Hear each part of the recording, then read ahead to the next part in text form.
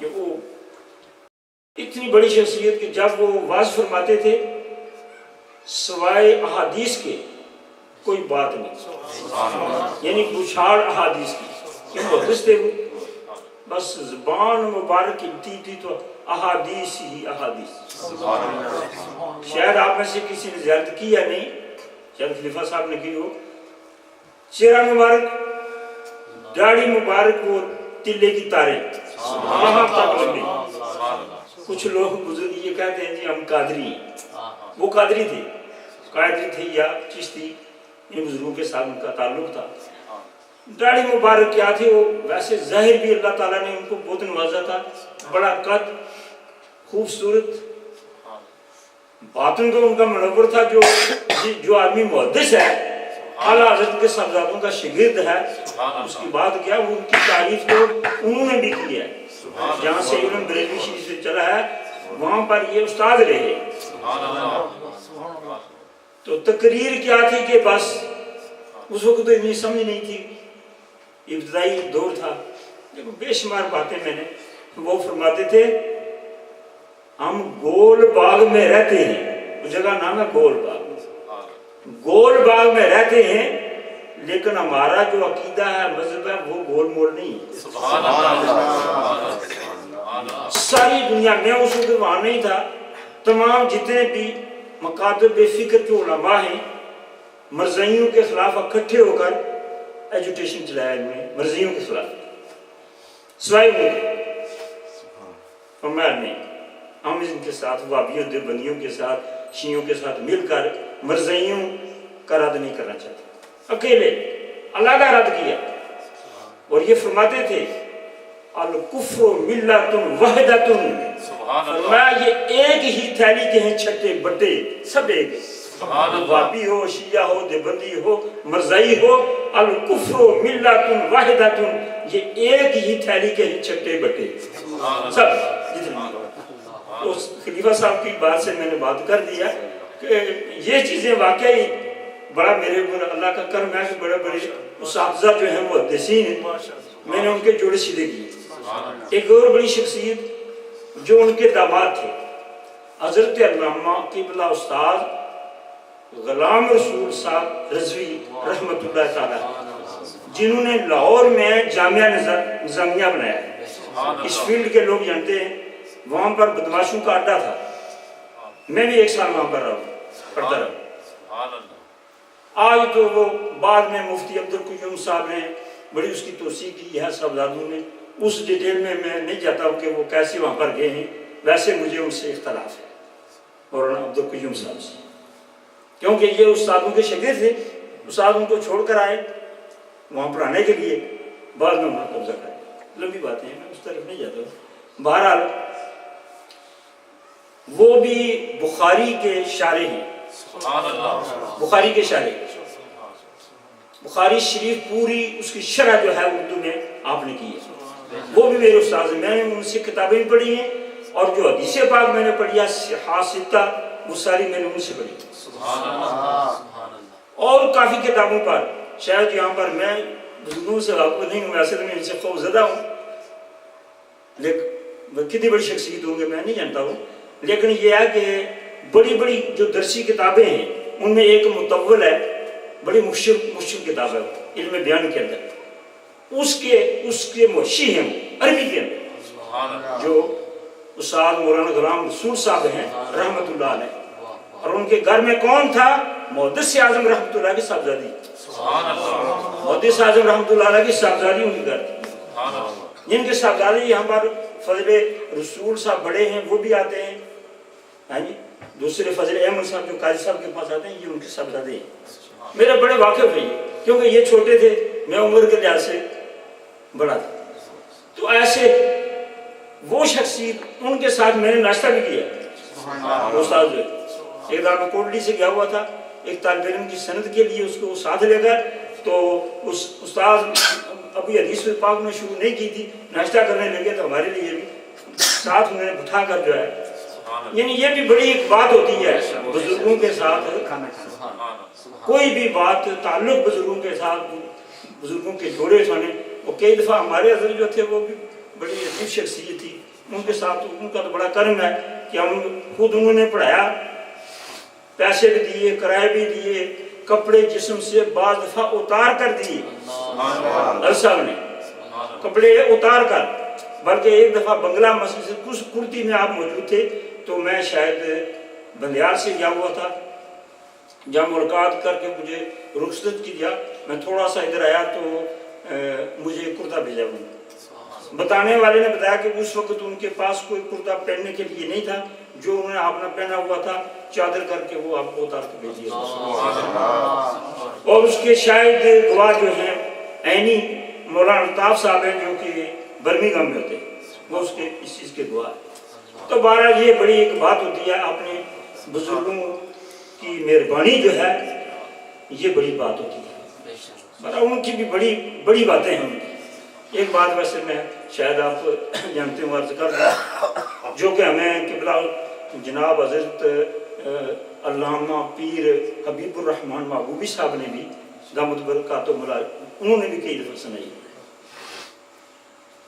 لوگوں کو کچھ وہم تھا یہ پیسے کہاں سے لاتے، کئی دفعہ سکوٹی کا معاملہ، کئی باتیں، اور یہ نہیں کہ ہمارا ان کے ساتھ تعلق ہے، ہمارے اوپر تو ان کا اتنا احسان ہے کہ ہم اس کو چکا ہی نہیں سکتے۔ جتنا 5-7 سال میں وہاں پر رہا ہوں گلار شریف مسجد کے، جب فارغ ہو گیا وہاں میں پڑھاتا رہا، اس کے علاوہ بھی جب ہم مساجد میں ہوتے وہاں جاتے۔ ساری زندگی میں نے اپنی آنکھوں سے کبھی حضرت کو جیب میں ہاتھ ڈالتے پیسے نکالنے یا ڈالنے کے لیے نہیں دیکھا۔ سر اگر جیب سے انہوں نے نکالا ہے تو کیا ہے، ایک تسبیح تھی، گھڑی تھی آپ کے پاس بازو والی، لیکن وہ سرانے کے قریب رکھی ہوتی تھی، جب ٹائم دیکھنے کی ضرورت ہوتی اس کو دیکھ لیتے پھر اس کو وہاں کرتے۔ ساری زندگی میں نے کبھی نہیں دیکھا کہ آپ نے جیب میں پیسے ڈالے ہوں یا نکالے ہوں۔ باقی لوگ خدمت بڑی کرتے تھے حد سے بڑھ کر، جو پیر کا حق ہوتا ہے لیا انہوں نے یا نہیں لیا یہ ان کی اپنی مرضی، کئی لوگوں کو واپس کیے ہیں۔ ایک ساتھی یہاں بیٹھے ہوئے میں بات کر رہا تھا، امور کشمیر کا چیک واپس کیا آپ نے، ہمیں ضرورت نہیں، بے شمار جو انگلینڈ میں لوگ ہیں ان کے پیسے واپس کیے ہیں کہ اپنی مساجد میں خرچ کرو، اور لیے بھی ہیں اپنے، یعنی کہ نہیں لیے پیسے، لیکن یہ ان کی اپنی مرضی تھی۔ ویسے آپ کو چونکہ اعلی طریقی تقریباً بیٹھے ہوئے مختلف بزرگوں سے تعلق ہوگا، تصوف میں یہ بات کتابوں میں موجود ہے کہ جو مرید کام کرتا ہے، مزدوری کرتا ہے، پیسے کماتا ہے، اس میں اس کے شیخ کا بھی حق ہے۔ یہ مرید لے کوئی شیخ یا نہ لے یہ اس کی اپنی مرضی ہے۔ یہ بھی ایک دفعہ میرے سے ایک آدمی نے سوال کیا کہ وہ یہاں پر بڑے پیر آتے ہیں وہ کیوں نہیں یہاں پر آتے؟ میں ان کو ضرورت نہیں ہے، وہ کس لیے ہے، ان کو ضرورت نہیں ہے۔ اور بے شمار لوگ ایسے ہیں بیوہ، یتیم اور غریب جن کی خدمت آپ نے ایسے کی ہے کہ پتہ بھی نہیں ہے کسی کو، پتہ بھی نہیں ہے۔ ظاہری تو چلو مساجد آپ نے تعمیر فرمائی ہیں، اور بازار کے اندر وہ گول مسجد کے قریب اسپتال آنکھوں کا مفت علاج اس وقت، اور بھی آپ کوشش میں تھے لیکن دنیا سے آپ چلے گئے۔ بعد میں آپ کو یہ ضروری بتانا چاہتا تھا کہ لوگ یا حکومت پریشان تھی کہ یہ پیسے کہاں سے لاتے، کیونکہ جن لوگوں سے جتنے پیسے لیے ہیں ان کے ساتھ اتنا کام نہیں ہو سکتا، نہیں بھی لیے اور لیے بھی ہیں لیکن سارے بھی لے لیتے تو اتنا کام نہیں ہوتا جتنا آپ نے کام کیا۔ ایک دفعہ آپ مسجد میں بیٹھے ہوئے تھے سیم کے اندر، غالباً یہ مسجد کا جو پورا حصہ ابھی وہ پلستر نہیں ہوا تھا، ویسے ہی بنا ہوا تھا لیکن ویسے کھڑا ہوا۔ میں نے خود یعنی میں اپنے کانوں کے ساتھ سنا، بالمشاہدہ میں وہاں موجود تھا اور بے شمار لوگ تھے۔ جناب نے ایک بات سنائی، دیکھیے باتیں نہ کرو کیا کریں گے بے مزگی کہ میاں صاحب میاں محمد رحمت اللہ تعالیٰ علیہ. اگلی بات جناب کے یہ اپنے الفاظ تھے کہ میاں صاحب کو اس وقت ابتدائی فقیری کا شوق تھا. میاں صاحب وہاں سے نکلے اور باولی شریف پہنچے. یہ جیلم سے تھوڑا ہٹ کر باولی شریف ایک جگہ. وہاں پہنچے تو رات کو جو حضرت تھے باولی شریف والے انہوں نے عشاء کی نماز پڑھائی. میاں صاحب نے ان کے پیچھے نماز پڑھی اور میاں صاحب کسی کونے میں بیٹھ گئے. بزرگ نماز پڑھانے کے بعد انہوں نے چادر اوڑھ کر تو اپنے آپ کو جو ہے نا گھٹنوں کے ساتھ وہ چادر انہوں نے باندھ کر وہ بیٹھ گئے.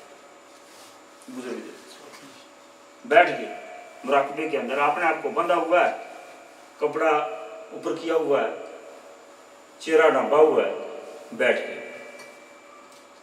سحری کا وقت ہوا. میاں صاحب پیچھے تھے کیونکہ وہ ابتدائی فقیری کا ان کو شوق تھا. دیکھ رہے تھے یہ کیا کرتے ہیں لوگ اللہ والے. بزرگ جب سحری کا وقت ہوا نماز تہجد پڑھی پھر کپڑا رکھ کر ویسے میاں صاحب دیکھتے رہے. تھوڑا ٹائم گزرا, اذان کا وقت قریب ہوا. ایک آدمی نے آ کر سوال کیا. یہ صاحب کی زبانی میں بات کر رہا ہوں, میں آپ نے اگر جھوٹ بولوں تو اللہ مجھے سزا دے. صاحب کی زبان مبارک سے میں نے جو سنا, اور پیر حبیب الرحمان صاحب مدد اللہ علیہ ان کی زبان سے بھی یہ واقعہ میں نے سنا. ایک آدمی نے سوال کیا آ کر کہ حضرت کچھ پیسے چاہیے لنگر کے لیے, کچھ سودا وغیرہ لائیں. فرمانے لگے کہ وہاں سے ہی جو چادر اوڑھی ہوئی تھی اس سے ہاتھ پر نکال کر اس طریقے سے, اس وقت چاندی کے روپے تھے, انہوں نے اس طرح پیسے باہر کیے. وہ آدمی اٹھا کر تھیلی وغیرہ میں ڈال کر چلا. تھوڑی دیر کے بعد, ابھی جماعت نہیں ہوئی فجر کی, تھوڑی دیر کے بعد ایک اور آدمی آیا. اس نے کہا حضرت کچھ پیسے چاہیے. تو جو مویشی ہیں لنگر کے, گائے بھینسیں مال وغیرہ, ان کے لیے کوئی پٹھے وغیرہ لانے ہیں. اس کو بھی اسی طریقے سے پیسے جو ہیں وہ آپ نے جس کو ہم کہتے بک بھر کر یہ لپیں بھر کر باہر پہ کیا. اس کے بعد اذان ہوئی, نماز ہوئی. میاں صاحب نماز پڑھ کر وہاں سے چلے آئے. بزرگوں صاحب کوئی ملاقات نہیں, کچھ نہیں.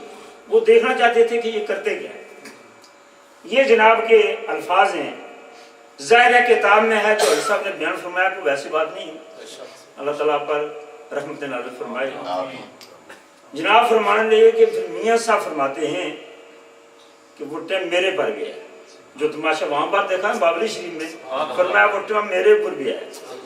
اور میاں صاحب نے کیا فرمایا, فرمانے لگے کہ فقیر کے پاؤں کے نیچے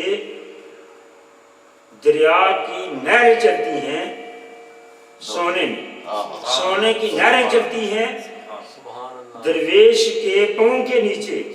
آپ اس کی مرضی ہے کہ جیسے ان کو استعمال کریں جو اس کی اپنی. جناب نے کوئی نہیں فرمایا کہ ہمیں مسئلے سے نیچے, کچھ لوگ یہ بھی کرتے ہیں کہ ہم ان کو مسئلے کے پیچھے سے روپے سے نیچے یہ ہو, ہمیں نہیں اس بات گئے. یہ بات جو ہے نا سب نے کئی دفعہ مجلس میں میاں صاحب کی جو ہے یہ آپ نے سنائی ہے کہ اللہ والے جو ہیں ان کے پاؤں کے نیچے سونے کی نہریں چلتی ہیں, جیسے ان کی مرضی ہو اس کے مطابق وہ استعمال کرتے ہیں. یہ بات میں نے خود, اور بھی باتیں ہیں. ایک بات خاص جناب کی جو ہے میرے ساتھ انہوں نے کی ہے, کچھ اور بھی ہیں حافظ, انہوں نے تو کسی کو آگے بتایا ہے لیکن میں وہ خاص بات بتانے کے لیے تیار نہیں. نعمت بھی بتائی آپ نے اور وجہ بھی بتائی.